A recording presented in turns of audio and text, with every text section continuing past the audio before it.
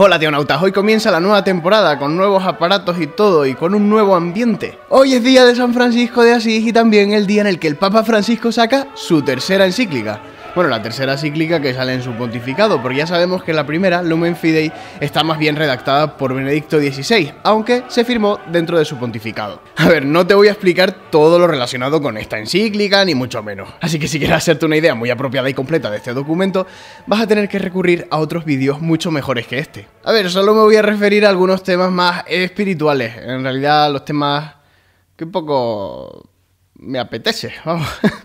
El tema de esta encíclica. El tema, sí, en general, es el amor universal. Es una encíclica sobre el amor a los que están cerca y a los que están lejos. El Papa advierte que su intención no es resumir la doctrina sobre el amor fraterno, sino detenerse en su dimensión universal, en su apertura a todos. El Papa parte del ejemplo de San Francisco de Asís como paradigma de lo que quiere decir, y pone su encuentro con el sultán ese que... ¿cómo se llama? El... Malik el Kamil, por si a alguien le interesa el dato específico. Y también le da las gracias a el beato Charles de Foucault, al que también tiene como referente y al que nombra al final del documento, entre otros. Lo que el Papa remarca en primer lugar de la vida de San Francisco es que era una persona que no buscaba guerras dialécticas, ni siquiera con aquellos que no compartían su fe cristiana, sino que su prioridad estaba en comunicar el amor de Dios. Y lo fuerte aquí de San Francisco es que invitaba a que cuando fueran entre sarracenos y otros infieles no promovieran disputas ni controversias, sino que estén sometidos a toda humana criatura por Dios. Para el Papa, el amor está por encima de toda disputa dialéctica de tener razón o no tenerla. Y cita a Benedicto XVI cuando dice: el criterio para la decisión definitiva sobre la valoración positiva o negativa de una vida humana es el amor. Y advierte que hay creyentes que piensan que su grandeza está en la imposición de sus ideologías al resto, o en la defensa violenta de la verdad, o en grandes demostraciones de fortaleza. A ver, a mí este tema es que me interesa muchísimo, porque ahora mismo estamos en una situación de polarización, de polémica dentro de la propia Iglesia, en la que el principal testimonio que estamos dando hacia afuera es las disputas dialécticas entre nosotros.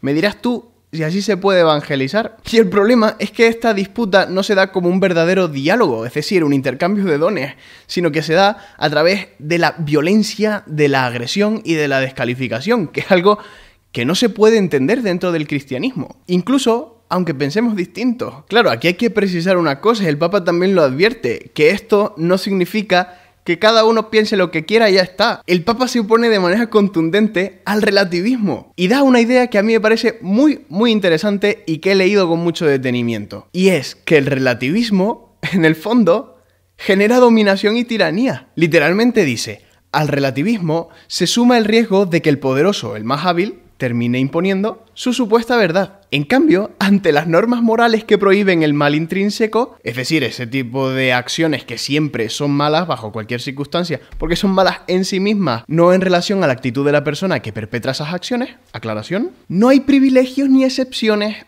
para nadie. No hay ninguna diferencia entre ser el dueño del mundo o el último de los miserables de la tierra. Es decir, que aquí, ante la comprensión de que hay acciones intrínsecamente malas, nadie se puede salir de ese orden establecido. En cambio, cuando dejamos la verdad al criterio de cada uno, pues al final, como está pasando hoy, predomina el criterio del más influyente. ¿Y por qué saco a la luz este aspecto concreto de la doctrina del Papa Francisco? Porque creo que esto es lo que está pasando actualmente, y sobre todo en España, en el que se ha venido a imponer una dictadura mucho peor que la del presidente Snow, que es la dictadura de lo políticamente correcto. We both know I'm not above killing children. Aquí nos preciamos mucho de la libertad, de la pluralidad, de la tolerancia, de la diversidad, hasta que alguien se salga de mi propia comprensión de la vida. Yo los ataques que he recibido en ese vídeo no los he recibido por parte de los ateos más anticlericales en ningún otro sitio. Y entonces cae sobre nosotros todo el peso de la censura y la represión de la tiranía de lo políticamente correcto. Así que, por favor, ojo con el relativismo, porque cuando decimos aquí no hay normas, aquí todos somos libres de hacer lo que nos da la gana, en el fondo lo que termina predominando no es la libertad personal, sino la arbitrariedad. Muy bien, Papa Francisco.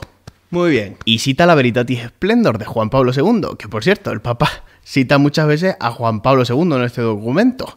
Otro de los temas que trate, que a mí me gusta mucho, por supuesto, es el tema de los medios de comunicación, que les da bastante caña, como ya lo lleva haciendo muchas veces en sus discursos para la jornada de las comunicaciones sociales, que se celebra generalmente a finales de mayo. Hipótesis principal del Papa Francisco: la conexión digital no basta para tender puentes, no alcanza para unir a la humanidad. Sí, está bien, todas las cosas positivas que ha traído Internet a nuestra vida, pero es que eso nadie lo puede cuestionar. Ahora, el Papa va hilando un poquito más fino para ver qué peligros puede haber en los medios de comunicación para la consecución de una fraternidad universal. El Papa realza la importancia de la presencia física. Dice: hacen falta gestos físicos, expresiones del rostro, silencios, lenguaje corporal y hasta el perfume, el temblor de las manos, el rubor, la transpiración, porque todo eso habla y forma parte de la comunicación humana. Mira tú, qué texto tan bonito. Claro, ¿qué pasa con los medios de comunicación? Que a pesar de que son realidad y realidad real de toda la vida, sin embargo, no permite un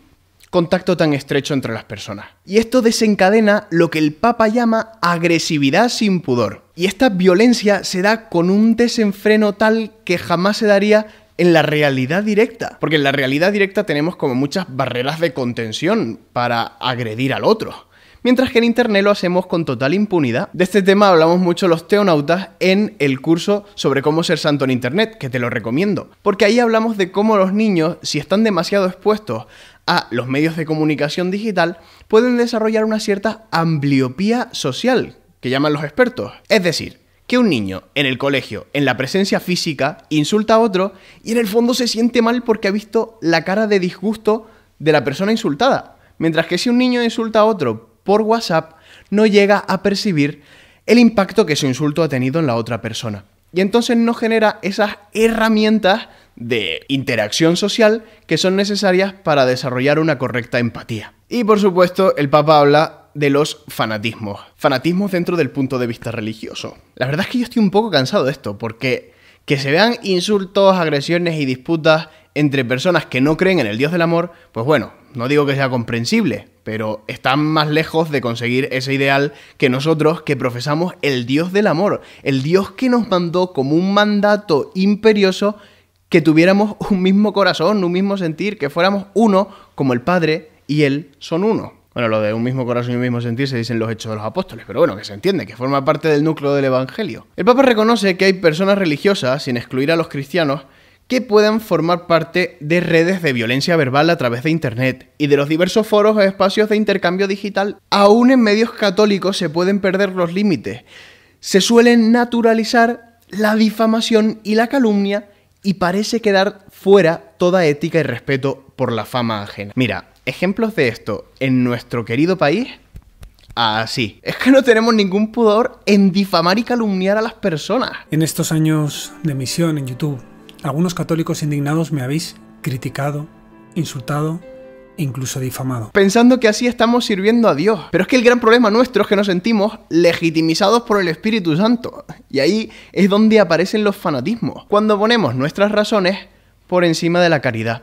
Y reconozcámoslo una vez más. Se puede tener todas las razones del mundo y sin embargo no andar en la verdad. Porque la verdad es Dios y Dios es amor. Por eso el Papa habla en este ambiente comunicativo de información sin sabiduría. Y una cosa que me encanta del documento y que también hemos dicho en el curso sobre ser santo en Internet es que existe en Internet lo que nosotros llamamos un sesgo de confirmación. Es decir, que en Internet siempre nos aparecen noticias conforme a nuestros propios gustos y a nuestros propios criterios intelectuales.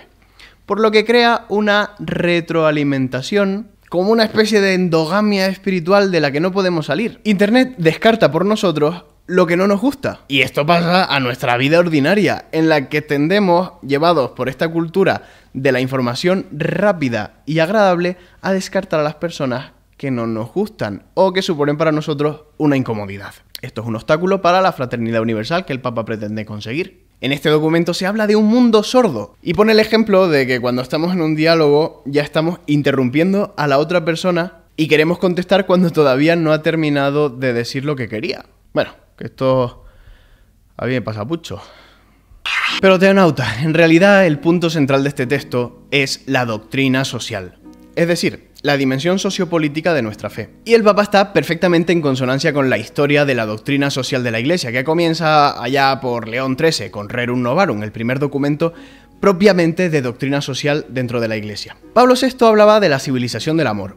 Juan Pablo II hablaba de amor social, una categoría muy importante en su pensamiento, y el Papa Francisco habla de la cultura del encuentro.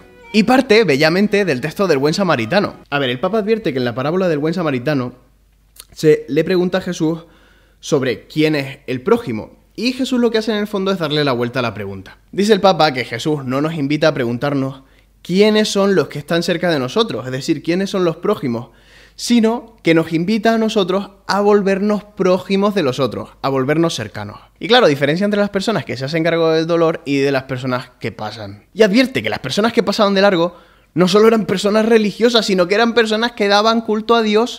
A ver, en el fondo de lo que trata este documento es que nuestra fe no es una cosa espiritualista, intimista, que se agota en nuestra oración y en nuestros actos piadosos, sino que nuestra espiritualidad tiene que desbordar los límites de la Iglesia. Es decir, que tiene que tener una traducción seria, concreta y perseverante en nuestra vida social, política y económica. Porque si no, en lo que estamos convirtiendo el Evangelio es en el manual de una espiritualidad burguesa, de un cristianismo de clase. Y esto no encaja muy bien con el propio Evangelio. A ver, vamos a poner un ejemplo. Nosotros cuando vamos a la iglesia, ¿qué hacemos con la típica persona que está allí pidiendo a la puerta? Es que puede haber dos posibilidades igual de malas. Una, que pasemos de largo sin prestarle atención, o segunda, que le demos una monedilla para callar nuestra conciencia. Pero es que esa no es la caridad que pide el Evangelio. A ver, no digo que esté mal la limosna, yo no voy por ahí. Digo que la atención, la ternura o la consideración a esa persona está muy por encima de la monedita que tú le puedas dar si es que se la das solo con la intención de acallar tu conciencia. Y además, por la experiencia que vamos teniendo, nos damos cuenta de que estas personas agradecen mucho más un gesto, una palabra de consideración o un poquito de atención que las monedillas que le puedas dar de tu cartera. Son personas generalmente que tienen una gran facilidad para desarrollar amistad porque en el fondo se sienten excluidos del resto de la sociedad. A ver, esto no lo está diciendo el Papa en el documento, pero bueno, es por poner un ejemplo de esto que vamos diciendo. Claro que el Papa no ahonda tanto en la consideración del amor al que está cerca, sino que en este documento se centra más en los que están lejos, en nuestras relaciones de caridad, pero a nivel internacional. Así que te invito encarecidamente a que te leas este documento y que intentes plasmarlo en tu vida, claro, dentro de las posibilidades de cada uno. A ver, ya me estoy imaginando algunos que están diciendo que el Papa prácticamente no habla de Dios en este documento. Pues no, chico, pues no habla de Dios, está hablando de las consecuencias de la fe, y que es un tema no menor. Esto no quiere decir que el Papa no lo esté enfocando todo desde los principios dogmáticos. Evidentemente, el Papa Francisco a lo largo de su magisterio ha ahondado mucho en los principios doctrinales de nuestra fe. Lo que está intentando hacer ahora en esta encíclica es plasmarlos, traducirlos para ver cómo estos principios doctrinales pueden ayudar a la construcción de un mundo mejor, más en consonancia con los valores del reino de Dios que Jesús vino a instituir en la tierra. Además que el Concilio Vaticano II ya legitimó la doctrina social de la Iglesia cuando afirma que los gozos y las esperanzas, las tristezas y las angustias de los hombres de nuestro tiempo, sobre todo de los pobres y de cuantos sufren, son a la vez gozos y esperanzas, tristezas y angustias de los discípulos de Cristo. Y añade, nada hay verdaderamente humano que no ocupe un lugar en su corazón. Así que los fanáticos de los que habla el Papa Francisco, y gracias a todos los que habéis colaborado durante todo este tiempo con este canal, a los que hacéis posible que haya una nueva temporada, a los que me habéis permitido tener unos nuevos aparatos para grabar después de que mi objetivo volara desde 1,5 metros de altura, que aunque era un objetivo que ya estaba roto y era de segunda mano, pues cumplía su función, así que he tenido que adquirir nuevas cosas. También le quiero dar gracias a Casanova Foto Madrid, a Sergio, que me han ayudado mucho, y a todos los teonautas que están al otro lado de la cámara, ayudándome a aprender con vuestros comentarios en la caja de este vídeo. Espero saber de ti y que nos veamos pronto. Y falta muy poco tiempo para el primer aniversario de este canal, el 15 de octubre, si recuerdas, así que no te pierdas el vídeo que voy a sacar ese mismo día. Señor, que los cristianos, a ejemplo de San Francisco de Asís, podamos amar a nuestros hermanos, tanto a los que están cerca como a los que están lejos, para poder construir de manera profunda y sincera una verdadera cultura del encuentro que represente y encarne los valores del Evangelio que tú nos has venido a enseñar. Amén.